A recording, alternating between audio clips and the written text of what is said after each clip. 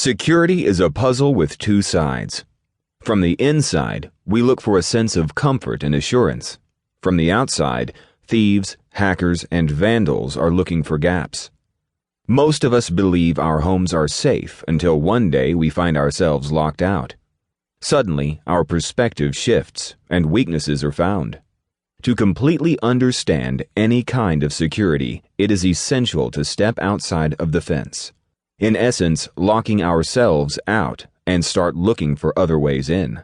The problem is that most of us are blinded to potential problems by our own confidence or our belief that strong locks, thick doors, a high-end security system, and a guard dog are more than enough to keep most people at bay. I'm not most people. In the last 10 years, I have pulled more cons and scams than anyone in history. I've beaten casinos, faked sports events, fixed auctions, talked people out of their dearest possessions, and walked right past seemingly unbeatable levels of security. I have made a living exposing the methods of thieves, liars, crooks, and con men on a hit TV show called The Real Hustle. If I'd been a real criminal, I would probably be rich, famous, or dead. Probably all three. I have used a lifetime of research into all forms of deception to teach the public just how vulnerable they really are. Each week, along with Alexis Conran, I pull real scams on real people who have no idea they're being ripped off. Using hidden cameras, we show the audience at home what is possible so they can recognize the same scam. This unusual career has resulted in a unique understanding of how criminals think. I've become a sheep in wolves' clothing. I've learned that no matter how impossible something might seem, there's almost always a clever, unexpected way to solve the problem. An example of this is when I offered to show how easy it would be to not only steal a woman's purse, but also to get her to tell me the PIN to her ATM or credit cards.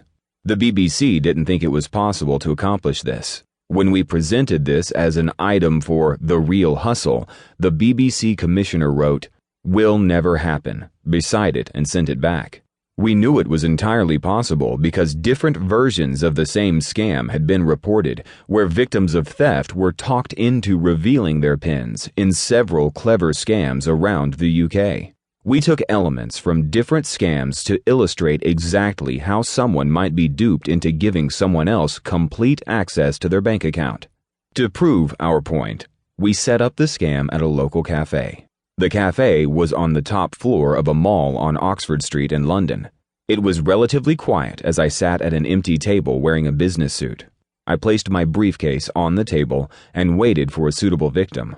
In a few moments, just such a victim arrived, with a friend, and sat at the table next to mine, placing her bag on the seat beside her. As was probably her habit, she pulled the seat close and kept her hand on the bag at all times. I needed to steal the entire bag, but with her hand resting on it and her friend sitting opposite, she was beginning to look like bad news. But after a few minutes, her friend left to find the restroom. The mark was alone, so I gave Alex and Jess the signal. Playing the part of a couple, Alex and Jess asked the mark if she would take a picture of them both. She was happy to do so. She removed her hand from her bag to take the camera and snap the picture of the happy couple. While distracted, I casually reached over, took her bag, and calmly locked it inside my briefcase. My victim was yet to notice the empty chair as Alex and Jess left the cafe. Once out of sight, Alex headed quickly for the parking garage. It didn't take long for her to realize her bag was gone. Instantly, she began to panic. She stood up and looked around, frantically. This was exactly what we were hoping for, so I asked her if she needed help. She started to ask me if I had seen anything. I told her I hadn't, but convinced her to sit down and think about what was in the bag. A phone, makeup, a little cash, and her credit cards. Bingo. I asked who she banked with and then told her that I worked for that bank. What a stroke of luck.